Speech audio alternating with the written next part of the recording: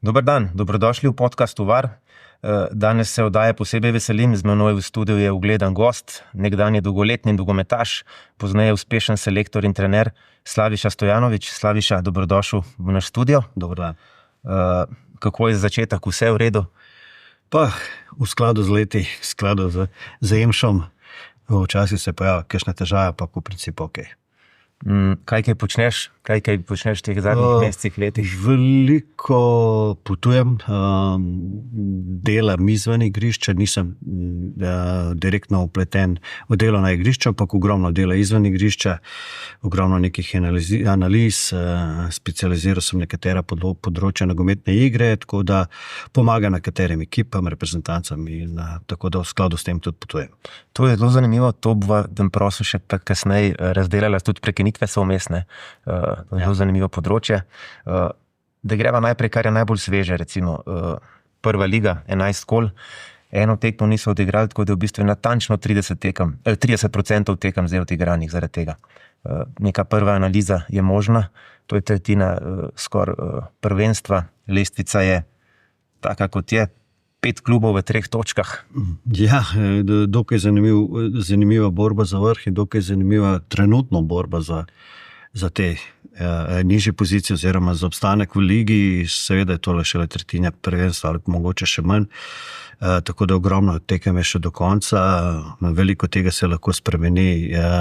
Videli smo v lanski sezoni, kako je ena Rogaška, ki je bila na pol sezoni skoraj da podpisana, pa če ne, že kar odpisana, je prišla do obstanka v ligi, to dokaj suvereno, pa še pokalni zmagovalec je bila na koncu, tako da to je to. Lestvica je dokaj razumljiva, edino kar bode v oči je zadnja pozicija Domžal, tako da še enkrat se je pokazalo, da s politiko, katera v zadnjem času, v zadnjih letih nekako probajo se prebiti v spredje, ni lih ravno prava, tako da še enkrat več imajo dokaz, da treba marsikaj spremeniti. Če te lahko malo izzovem, ti si z Domžalami naredil plafon, se pravi naslov prvaka, ampak prevzel si jih pa nižje, ne? Tako da zdaj bo, če tako šlo naprej, bo kmalu spet aktualno, da se vrneš. Ja, takrat je bilo dejansko tako, prevzel sem jih v drugi slovenski nogometni ligi, v prvem letu smo se vrnili nazaj v prvo ligo in potem je pot samo šla navzgor. Tisti prvi sezoni prvoligaški smo ponovili največji uspeh Domžal, če se ne motim, 7. mesto in potem od tistega trenutka naprej je bila samo še borba za vrh oziroma sam vrh, tako da verjamem, da bodo izplavali iz te zelo, zelo neugodne pozicije, ampak še enkrat več jim je to pokazatelj, da morajo spremeniti z politiko ali pa medsebojne odnose, da enostavno ne pridejo v take pozicije, kot so sedaj. Kako se recimo ti spomniš tega? Tam 2-krat ste bili prvaki, Dinamo je bil kle, to so bili spektakli, Izraelci, mislim, da smo enkrat na neutralnem terenu zigrali z Izraelci na Nizozemskem, ne?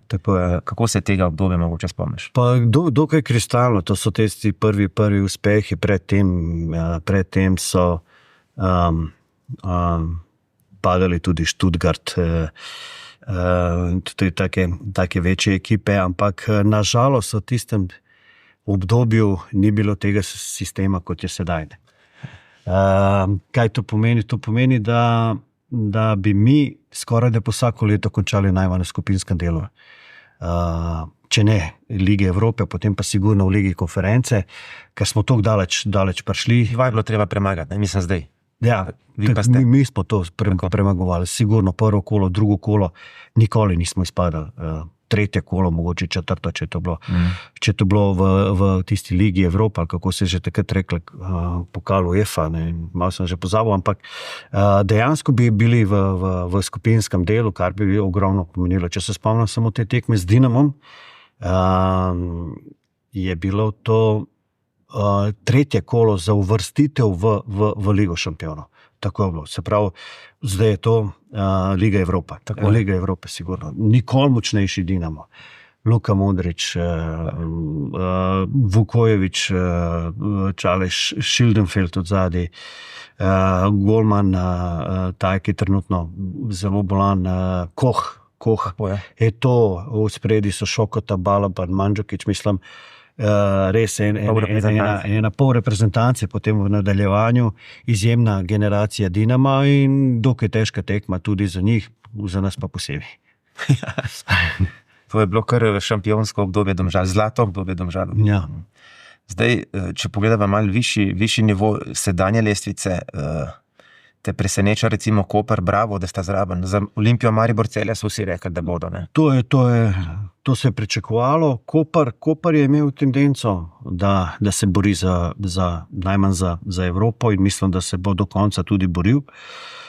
Dobro funkcionira, trenutno dobro zamenjavo generacij, če lahko temu rečem, ali pa zamenjavo kadra, dosti igralcev je odšlo, adekvatni so prišli, tako da kar zanimivo ekipo imajo, tako da mene ne preseneča ta njihova pozicija. Bravo že kar nekaj let dokazuje, da je stabilen, da ve, kaj dela, ima svojo filozofijo, dobro delajo, dobro so vodeni, tudi trener razume filozofijo kluba, temu primerno daje tudi mlajši igralci noter, se uveljavljajo, ne nazadnje tudi prodajajo, tako da iz tega Brava so tudi reprezentanti ratali. Tako da ena zgodba, katera je lahko na nek način zgled ostalim klubom v slovenski ligi in lahko jim samo čestitam na tem, kar delajo, s koliko pod narekovaj mehtnega vložka finančnega lahko zelo dobro funkcionirajo in ne nazadnje tudi proizvajajo igralce. Verjetno je najbrž za pričakovati, da ne bojo zdržali do konca, ne? Ampak če poslušaš trenerja Aleš Arnol, govori dosti razumno, ne? V nobenem trenutku tudi sekunde ga ne zanese, da bi zdaj nekam šel na neka področja ali pa da bi sebe postavil ali pa klub v nek položaj, ki mu ne ustreza, ne? Ker bi bilo težko. Ne? Tako da so tudi po moje trdno na tleh. No? Ja, tako delujejo in tako funkcionirajo, saj navzven. Jaz ne poznam dogajanje od znotraj. Vem, da imajo čvrsto svojo zgodbo, da redko komu pustijo zraven. Tukaj imajo medsebojno zaupanje, kar je najpomembnejše, ni nekih notranjih trenj, notranjih spotikanj, kakor imam informacije, se mogoče narobe vidim, ampak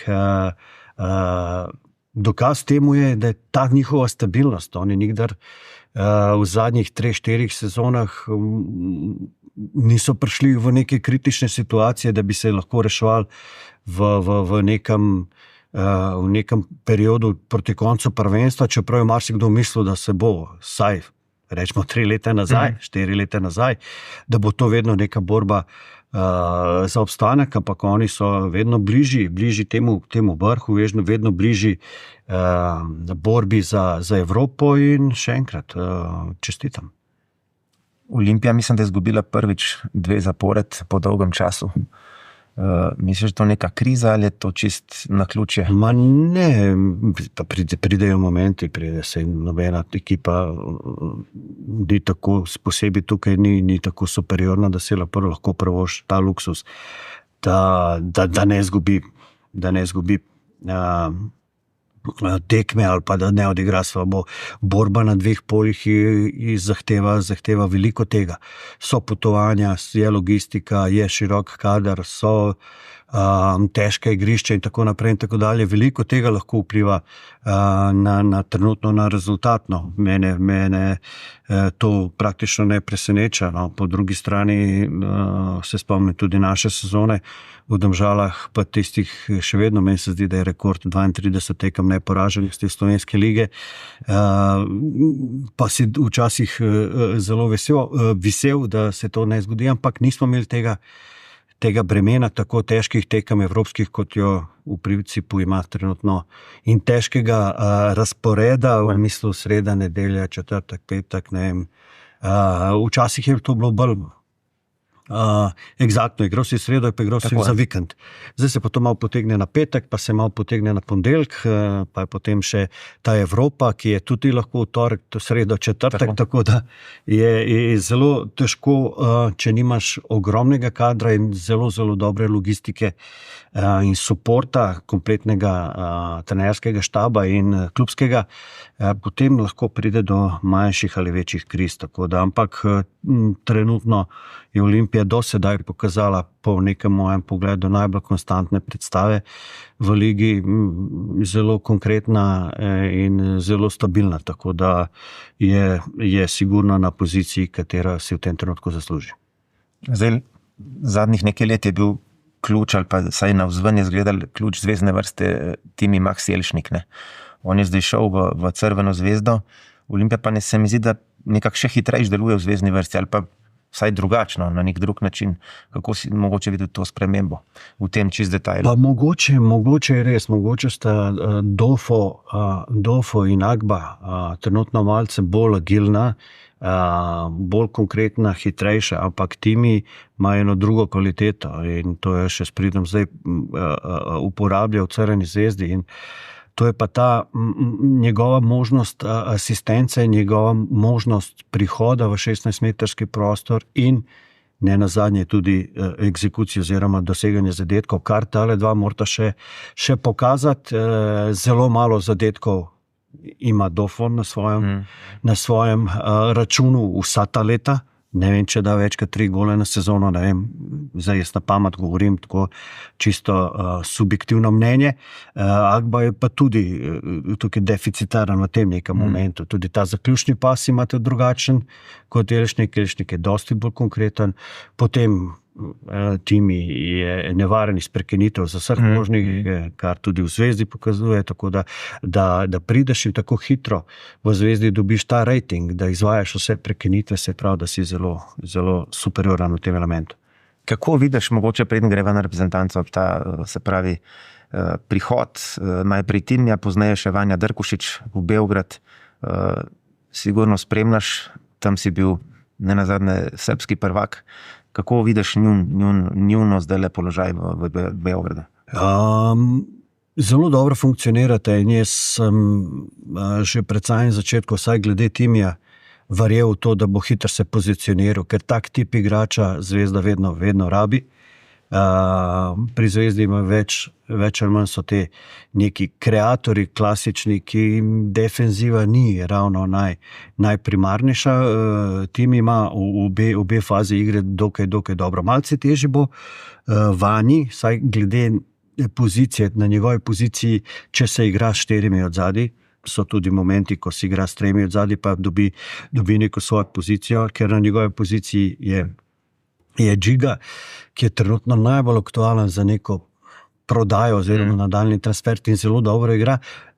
Zdrava njega je pa kapetan Spajić, tako da je malce teže Vanji, da saj v evropskih tekmah on dobiva priložnost v domačem prvenstvu, ampak verjamem, da bo s pridoma znal izkoriščati vso svojo minutažo in če pride do eventualno prodaje ali pa kakšne poškodbe, rdečih kartonov, kaj podobnega, mislim, da bo znal se pozicionirati tudi. A lahko recimo prosim opišeš tvoje obdobje v Beogradu, to je bilo uspešno, zvezda je čakala naslov, to vam je pol uspel, prvaki ste bili, kako je to izgledalo?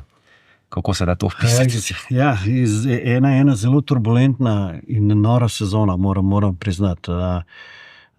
Že od samega prihoda je bilo vse nekako na pol zorganiziran, na pol ekipa. Jaz sem prišel tudi 10. ali 14. dan priprav, medtem ko je moj kolega na začetku pripravil SAP in to rekel, da on tukaj pa ne more s tem kadrom nič narediti in tako naprej in tako dalje, da mu niso pripeljali tisto, kar si on želel. Potem sem jaz uskočil, sreča je bila, da so bili na pripravah v Čatežu, pa sem hitro se preključil, tako da tem pripravam in potem je bilo to ogromno nekih igralcev v samem začetku.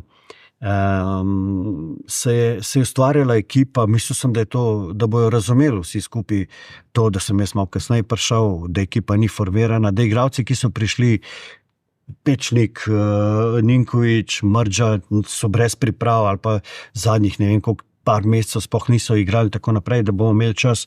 Hitro sem skapiral, da tam časa ni.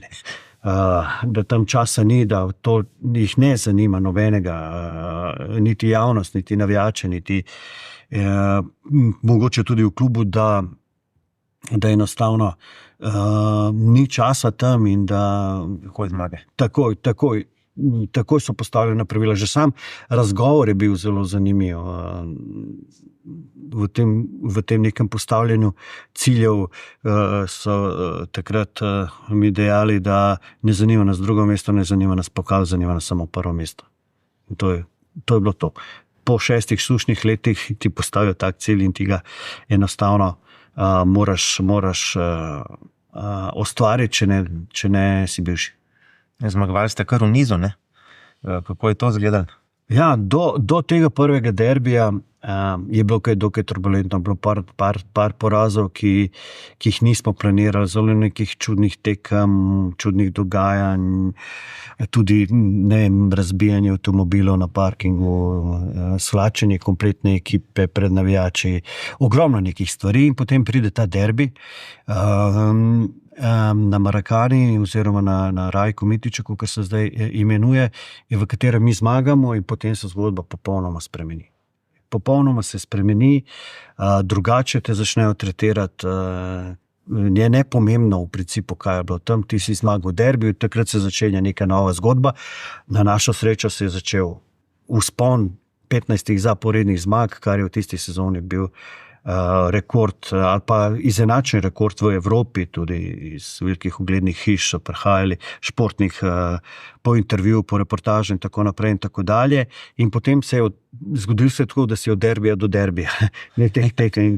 Ta 15. tekma oziroma 16. se je izgubila in je spet bil polom, totalen disaster. Se spomnim, da sem takrat prišel v garderobo, da me je čakalo eno zelo zanimivo pismo, ki ga imam še danes doma. Nič kaj prijetno za prebrati, mogoče tudi za obravnavo kakšne kriminalistične službe, ampak tako pač je, tako se to tretira. Kljub temu, da smo na tej tekmi zgrešili 2 11-metrovki, prikazali dobro igro in da smo gol dobili v zadnji minuti, ne pomaga. To ni dovolj. Če se lahko samo nadovežem na Levski, ko sem prišel v Levski v Sofijo in smo zmagali 5 ali 6 zaporednih tekem, takrat sem ponovil isto nek rekord tam teh nekih trenerjev, ki so v nizu lahko zmagali toliko tekem zapored, ker tam je zelo, zelo težko prvenstvo. In ta 6. tekma je bil pa derbi s CSKA. In potem se je na srečo tekma zmagala in šele po tej tekmi so navijači in vsi ostali rekli dobrodošli v Levski. O tem, kaj pomeni derbi, o tem, kaj pomeni tekma ali pa poraz ali pa zmaga na ključni tekmi. Največji klubi na Balkanu, to je specifika. Ja, sigurno. To je še posebej, če so derbi znotraj enega mesta. Če imamo na Hrvaškem, to sta 2 mesta, to sta Zagreb in Split. Tukaj je pa neprestana tenzija in na dan tekme je to polvojno stanje, to moraš vedeti, kdaj se gre iz garderobe, kam se gre, po katerih ulicah se pelje. Je vse možno, ne? Vse je možno, policijsko spremstvo obvezno, varovanje je obvezno. Včasih se tudi zgodi, da sploh se ne slečeš v njihovih garderobah, to se narediš v svojih garderobah, se greš na avtobus, prideš kaj, odigraš tekmo, se stoširaš potem nazaj, kaj pride. Moraš biti na vse pripravljen. Ja. Zdaj, če skočiva recimo zdaj iz Beograda nazaj v Slovenijo na Brdo, tam sta tudi zdaj oba zvezdaša, recimo Drkošič in Elšnik. Slovenija igra v Ligi narodov v skupini B3, po 2 kolih je na prvem mestu skupaj z Norveško. Mislim, da je bil remi z Avstrijo pa zmaga s Kazahstanom. Kako si mogoče videl ta štart? Kako je ta štart pomemben po Euro, misliš? In pa že v luči novih kvalifikacij? Pa sigurno je pomemben in je dober. Srečen moment je, da si imel 2 tekme doma, in da si še vedno v tem nekem, ko bom rekel, počutju oziroma energičnem momentu, ki te spremlja že od samega Evropskega prvenstva, kateri je bil zelo korekten in dober, tako da v tem nekem vzdušju se to tudi prečakalo, ne samo v ekipi, ampak tudi širše, vidimo tudi razprodani stadioni, če sem včeraj prav prebral, je tudi že za Norveško razprodan, tako da ta energičen moment je zelo pomemben in je dobrodošel in v skladu s tem je potem tudi lažje igrati in vse skupaj, ne. Zdaj, ta Liga narodov je v bistvu že del kvalifikacij za svetovno prvenstvo, ki bo v Ameriki 2026. Ne. Je se prav kar nekako pomembno, sploh če si prvi, si že zelo blizu, ne. Si najmanj v dodatnih kvalifikacijah, že verjetno. Ampak zdaj imamo kar 2 gostovanji, težko, pogled v zvezdno vrsto razkriva, da manjka več imen. Mislim, da so to med temi, ki so klej, manjkajo Lovrič, Stankovič, Horvat, verjetno še kakšen Verbič, če že prej manjko. Kako se bo to poznalo, misliš? Ja, je sigurno neke vrste hendikep, pa to niso igralci, ki so v zadnjem času primarni. To je mogoče neka olajševalna okoliščina. Tako da enostavno je pa seveda v tem nekem ciklusu in v tem nekem energičnem deficitu, ki prihaja skozi tekme ali pa v 2 tekmah, je pomembno, da je tudi ta široka paleta igralcev na razpolago, še posebej stil, ki se goji, je fizično izjemno na visoki ravni, tako da držati to tenzijo, držati ta nivo agresije, držati ta nivo tekalnosti je zelo pomemben, ker na tak način se je prihajalo do rezultata in na tak način ta filozofija se bo tudi obdržala. Zaradi tega je pomembno, da so tudi ti, ki pa so, Stanković prihajajo noter, Verbič prihajajo noter, Lovrič je tudi prihajal noter, tako da iz tega nekega vidika je hendikep. Zdaj, kjero je zahtevnejše gostovanje, vemo, ne, Oslo je pač Oslo, tam bo močno, ampak kjero je pa bolj neugodno? Mogoče Oslo ali Almati? Kazahstan sigurno. Prvič je dolgo potovanje, drugič je vremenska razlika, tretjič je umetna trava. Sprav vsi neki momenti, ki lih niso ravno, ne gredo v prid, ampak tako pa če, tudi oni so prišli sem. Pa 3 dni po zelo težki tekmi bo to, ne? To je ključen faktor. Ključen faktor je, kdaj greš, greš prvo tekmo ali greš drugo tekmo. Tako da spomnim se v obeh tekam, v kvalifikacijah za Evropsko prvenstvo s Kazahstanom, obede ste bile relativno težke.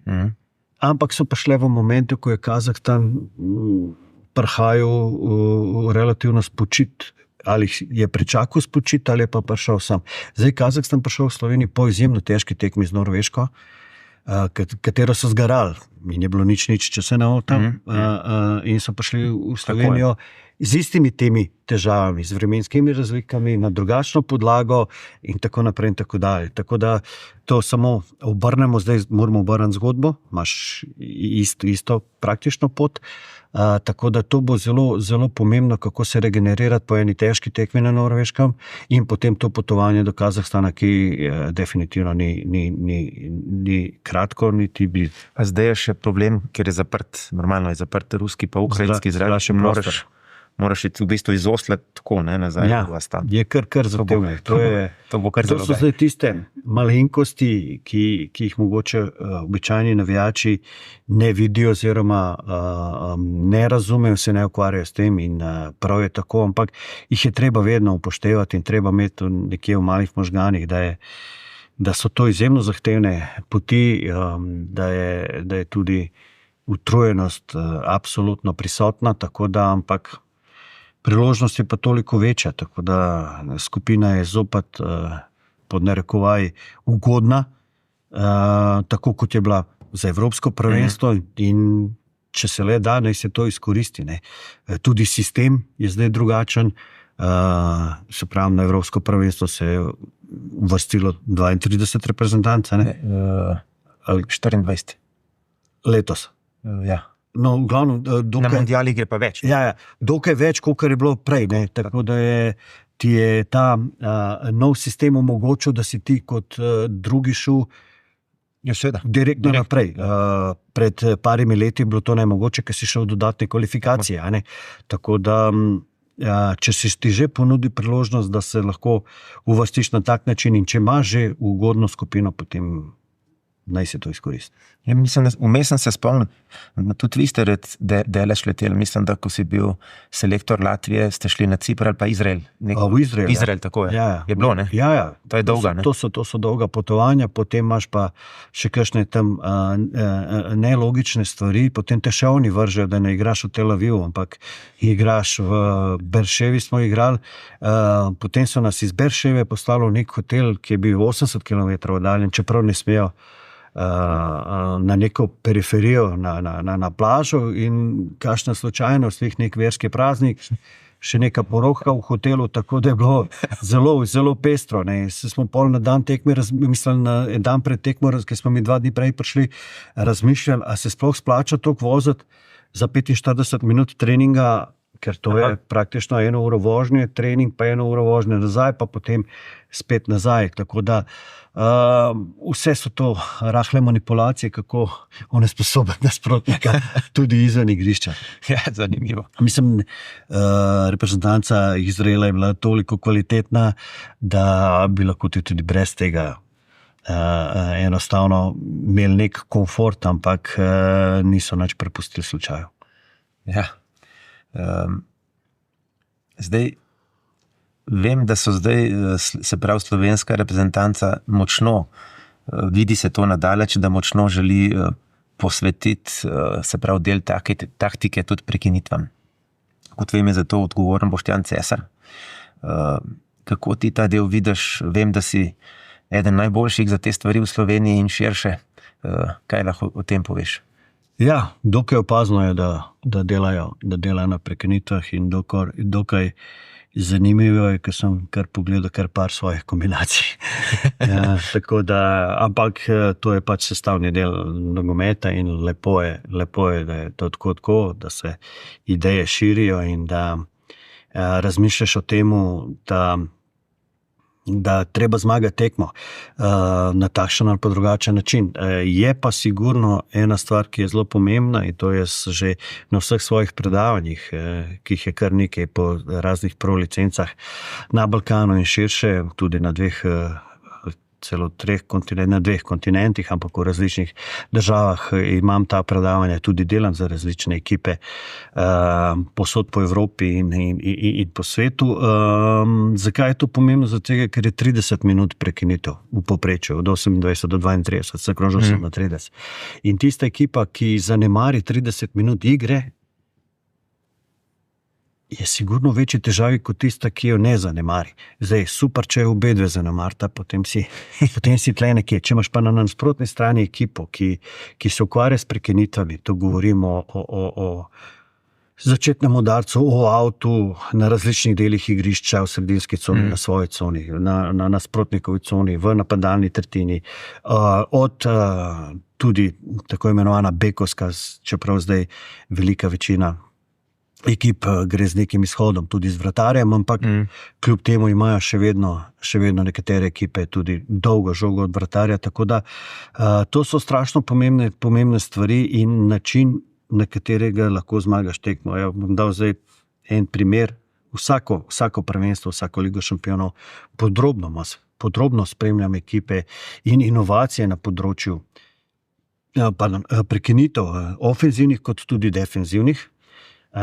In ko se spomnim v maju, ko je bila tekma Real Madrid Manchester City, na tej tekmi je imel Manchester City, če se ne motim, 15 ali 16 kornerjev. Niti enkrat jim ni uspel zadeti okvirja vrat. Po moji neki filozofiji, saj če tretjino uspeš, se pravi 5krat zadaneš okvir, zato so pa pomembne različne kombinacije oziroma gibanja znotraj 16-metrskega prostora in odigravanja, je sigurno, da bo ena šla noter od 5.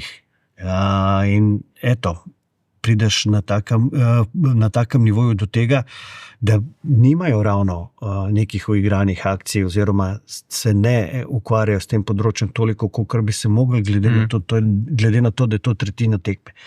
Pa ni bil on edini primer, govorimo o Guardioli, govori tudi Mourinho, veliki trenerji. Mourinho me to sploh preseneča. Ja, jaz sem enostavno tudi mene in veliki trenerji, zelo redki, jaz sem to prvič videl že, ko je bil Otmar Hitzfeld, on je to. Po nekih mojih kriterijih je najboljši Jesus, ki je trenutno v Arabiji. Tak je bil v Benfiki. Tako, on je imel to dodelan res, za vsak out, za vsak korner, to si videl filozofijo in ko ti vzbudiš ta strah v nasprotniku, da je vsaka, kaj bo zdaj, kako bo zdaj odigral, out bo, a bo vrgel dol, ne bo vrgel. Zdaj, kakšne skandinavske države imajo neko drugo specifiko, to implementiraš tam, kakšne portugalske ekipe imajo to rahlo odigravanje. Mauricio Sarri je fantastičen, kar se tiče raznih kombinacij na out, posebej v zadnji tretjini. Se pravi, ko to vse nekako združiš potem se ti dejansko nevara na 40 metrov do gola, in treba to znati izkoristiti. Bolj, ko je tekma egal, pa bolj, ko si ti čvrst, ko igraš na, ne bom rekel bunker, ker to danes ni več, ampak bolj, ko si v defenzivi, bolj je to pomembno verjetno. Absolutno. Je pa tudi ta moment, da te nasprotnik analizira, pogrunta. Ta dan ni tvoj dan. Kar se tiče plana A, plan anti je, da ne vem, z držanjem žoge, da bom zlomil, da se bo najdla neka luknja, da bom lahko porinil to neko globinsko žogo ali pa da bo pripelo do svojih igralcev, ki so strašno dobri v igri. To ima Guardiola, ne? Tako, ja. Ampak potem pa pridejo momenti, pa nisem v prvič to zgodil. Bi pa to rabo, ne? Bi pa to rabo in nima nekega velikega razpona glede tega, tudi glede, ima sigurno fantastične igralce, ki lahko grejo na odigravanje. Tudi na skoku je fantastičen. Včasih tega ni imel. Včasih je imel kompletno ekipo, ki ni bila tako visoka. Spomnim še iz časa Barcelone, tam je Pujol je bil odzadaj, pa takrat je še igral Marquez, pa ne vem, niso bili ne vem kako ekstremno visoki. Garano tudi nekaj časa, Wolfov na štoperju. Tako, ja. Tudi v vezni liniji, mogoče Busquets je bil edini, cela vezna linija so bili pa 1,70 m. Ja, pa tehničari in so vsak korner šli na odigravanje, pa spet držanje žoge okoli, tako naprej. Ampak zdaj se je nogomet pač tako spremenil, da je potrebno to upoštevati, mislim. Zdaj nekdo mu rekel, kdo spa ti, da zdaj analiziraš, pa kritiziraš Guardiola, ampak to so dejanske stvari. Ne si vsak da pogleda, pa boste videli, koliko nekih odigravanj, koliko nekih kombinacij, koliko nekih, rečemo, blokad. Takrat se spomnim, kako sem sploh začel. Jaz sem začel, meni je ideja prišla na fakulteti za šport, ko smo pri košarki delali, ne vem, takrat se je imenovala dvojna blokada za Dušana Hauptmanna, takrat na basketu, kako je Dule vedno ostal sam tap in sem s profesorjem govoril, kako se to naredi. Sem v nadaljevanju vzel iz malega nogometa, iz španskega tega futsala, kako oni delajo te neke predgibanja, in potem se to sam implementira na malo širšo površino, ker to so že oske. Si čeprav kot, se to je mali fuzbal. Ja. Mislim, tisti del, takrat tisti trenutek. Ne. Še posebej, če se odločiš, da greš na odigravanje, kar se zdaj veliko ekip odloča. Se pravi, da pridete 2 pri kotu, pa 2 ven zvlečeš in potem je ta prostor, v kateri se... Banke strečen. Tako, ja, veliko nekih možnosti. Da moram reči, da jaz tudi med tekmo vedno, ko sedimo na tribuni, pa gledamo, zdaj vedno tudi mi čakamo. Ne. Kaj bo zdaj? Tam nek kot je, nek skrajšan kot out tam zdaj in gledaš, ne čakaš. To je čar, meni je to čar. To je čar, malo se oddolil, nogomet se dejansko oddolil malo od neke svoje igrivosti pa predrznosti. Včasih je bilo milijardo nekih hitrih odigravanj. Hitro se odigrav, hiter out. Spomnite se hitrega kota Liverpoola proti Barceloni, ko je Arnold samo prišel pa hitro. Se pravi, ni te faktore presenečenja. To so vse faktore presenečenja in treba to malo dvigati, absolutno. Ker zadnja faza tega sicer najbrž nikoli ne bo, Je pa v ameriškem fuzbalu ta NFL, ne? Ja. Oni imajo pa s slušalkami se pogovarjajo, kaj naj v prekinitvah naredijo. Ja. Pazi, tam bo šel to in to. Ne? S to zelo novo tehniko, pa to umetno inteligenco, ne bi se čudil, da bo to da se bo to involviralo v nogomet. Ampak z majhnimi slušalkami. Ampak dejansko moraš ekipo tako trenirati in tako voditi, da ona točno ve, kera prekinitev se na določeni coni izvaja. Tako da seveda to ni lahko, zato je potreben čas, po mojih nekih izkušnjah, 3 do 4 mesece res predanega dela na treningih, da pride do prvih rezultatov, ampak potem pa samo še dodajaš. Seveda je varianta, da te analizirajo velika, ampak potem se temu primerno pripraviš. Imaš ABC, ne? Vedno tako, možnost. ABC ali pa na A imaš 2 variante. No, ali pa to, ja. Pa on zdaj ne ve, kjer boš. To je isto, kot je bilo včasih. Če bom skočil v zidu, bo dal od spodi. Če ne bom skočil, bo dal čez. Vedno se najde. In pol ležijo. Sam je že en manj nekje pol, če mora ta ležati. Se to ležanje nekako. Poglej, koliko je bilo pa udarcev pod zidom. Zahteva izjemno tehniko, prvo to, izjemen trening, pa tak izvaja, mora res imeti rezanten, čvrst udarc. Tako da dejansko je bilo malo teh udarcev. Ne rečem, da to ni treba delati. Ampak, kot si rekel, zgubiš enega igralca in zdaj, če so teli predrzni, da grejo z večjim številom noter, sploh ne rab udarc čez zid, na kombinacijo.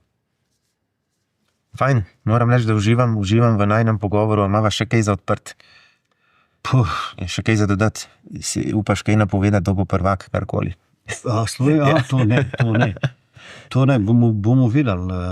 Bo izjemno zanimivo, kar je najbolj pomembno. Slovenska liga, to bom rekel, je malo šla na neko pot, ki je zelo zanimiva. Kakšna bomo videli, ne? Imamo 4 klube, ali pa mogoče 5, ne vem, kako je z nafto, katere so tujci lastniki. Potem imaš 3 klube, ki je nekako pod narekovaji družinsko podjetje. In potem ti ostane, ne vem, če so še vedno Madžari v nafti zaradi tega. So. Potem ostane dejansko Primorje pa Bravo, ki je nekako samostojno in to sicer se sedaj zelo lepo zgleda in fajn, ker je fajn, če nekdo prenese denar, ampak za perspektivo, kako bo to zgledalo, ker te tujci po vsi ostali bojo veliko tujcev pripeljali, igralcev, pa nisem ravno prepričan, da je ta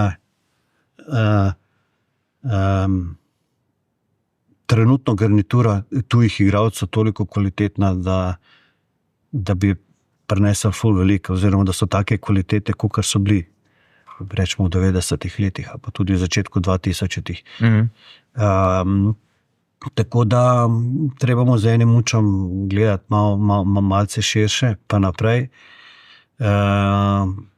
Pa tudi vsi ostali, vključno z nogometno zvezo. Kaj to prinese za perspektivo slovenskega nogometa, ker koncev se je neštetokrat pokazalo. Ogromno igralcev je tlele zrastel, te isti igralci so pripeljali reprezentanco in trenerji iz našega nekega bazena na velika tekmovanja, tam so dobro funkcionirajo od zunaj, tako da treba tlele postaviti eno veliko vprašanje in odprto debato, dokler je še ni prepozno.